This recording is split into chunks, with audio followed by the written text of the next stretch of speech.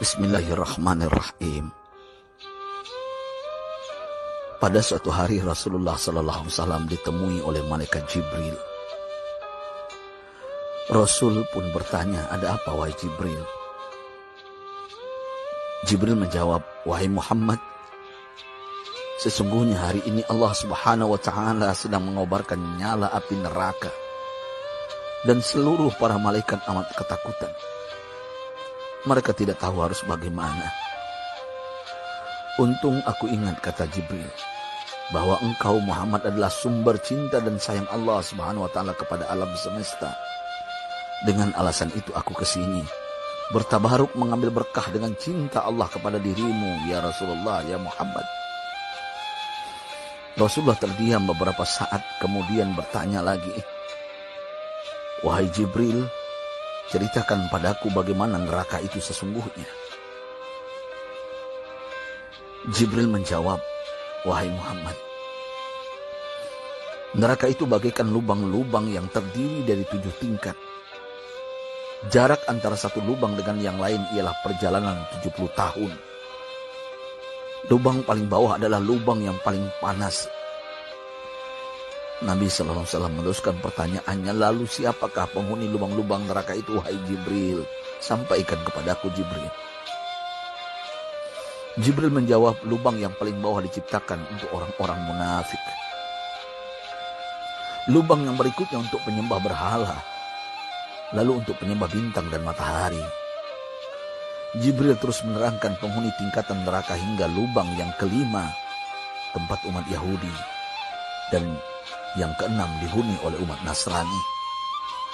Setelah menjelaskan penghuni 6 tingkatan neraka, Jibril diam cukup lama. Rasulullah SAW penasaran dan bertanya kepada Jibril, "Wahai Jibril, siapakah penghuni neraka yang ke-7?" Jibril diam saja tidak menjawab. Rasulullah SAW mengulangi pertanyaannya, tapi Jibril tetap diam. Rasulullah tambah penasaran dan mendesak Jibril agar dijawab pertanyaannya. Akhirnya Jibril pun berkata, "Umatmu, wahai Muhammad, mereka itu para pelaku dosa besar di kalangan umatmu, yang dimana sampai mereka mati belum sempat bertaubat." Mendengar jawaban Jibril, Rasulullah langsung jatuh pingsan. Jibril merangkulnya dan meletakkan tubuh baginda di atas pangkuannya. Tak berapa lama Rasulullah SAW sadar dan langsung menangis bersimbah air mata dengan terisak-isak. Rasulullah mempertegas pertanyaannya, "Wahai Jibril, apakah benar ada di antara umatku yang masuk neraka?" Jibril menjawab, "Benar, wahai Muhammad, pelaku dosa besar di antara umatmu yang belum bertaubat." Setelah itu Rasulullah menghadap kiblat dan sujud kepada Allah dalam isak tangisnya. Sesekali dengan suara pelan beliau membisikkan kata-kata, "Ummati ya Rabb, ummati, ummati, ummati."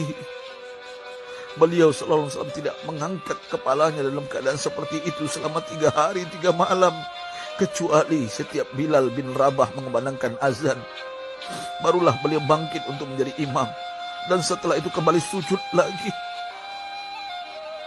Pada hari ketiga Abu Bakar menyadari hal ini, beliau mengetuk pintu Rasulullah dan mengucapkan salam 3 kali namun tidak terdengar jawaban. Abu Bakar sedih dan berseru di hadapan pintu Nabi besar Muhammad SAW, "Apakah ada jalan untuk masuk ke rumahmu ya Rasulullah?" Tetap tidak ada jawaban. Di jalan Abu Bakar bertemu sahabat Umar. "Mengapa engkau menangis, wahai Abu Bakar?" kata Umar. Abu Bakar menceritakan keadaan Rasulullah SAW. Maka Umar pun melangkah menuju rumah Rasulullah dan terjadilah hal yang sama. Umar pun pulang dan menangis. Di jalan Umar bertemu sahabat Salman Al-Farisi. Dengan terisak Umar bercerita kepada Salman hingga membuat dia amat sedih, namun tidak berani mengulangi hal yang sama.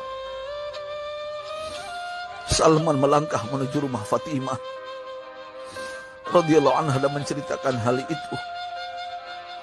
Setengah berlari Fatimah menuju rumah ayah tercinta dan mengetuk pintu sambil mengucapkan salam.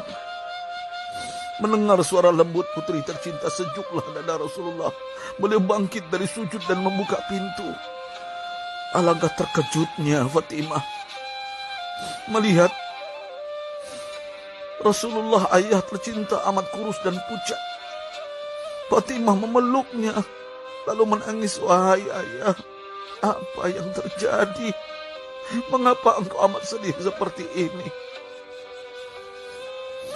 Rasulullah kembali menangis dan berkata dengan suara lirih, wahai Fatimah, belahan jiwaku, bagaimana mungkin aku tidak sedih sedangkan Jibril mengatakan akan ada kelak umatku yang akan masuk neraka. Subhanallah, betapa besar cinta Rasulullah kepada kita umatnya. Sahabatku,